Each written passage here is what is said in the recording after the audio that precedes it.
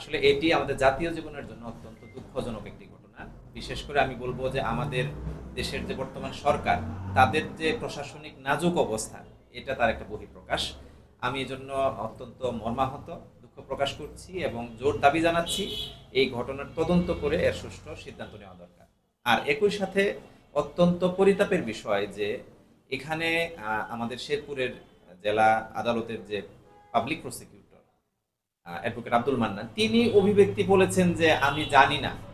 তো একজন পিপি, তার টিম আছে, পাবলিক প্রসিকিউশন আছে আরো, তারা সবাই মিলে জানেন না একজন আসামি এত দাগী আসামি এবং ভ্যালুয়েবল আসামি, 7টি মামলা এবং এখানে হত্যা মামলা আছে।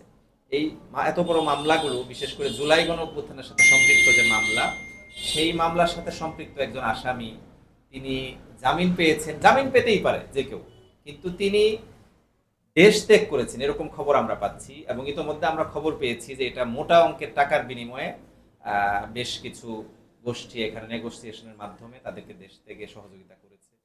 আমি বলবো যে যারা এই চাঁদাবাজির সাথে জড়িত, এই মামলাবাজির সাথে জড়িত, আর মামলা নিয়ে এরকম টাকা পয়সা লেনদেনের সাথে জড়িত, তাদেরকে ইতোমধ্যে শেরপুরের মানুষজন চিনে ফেলেছে।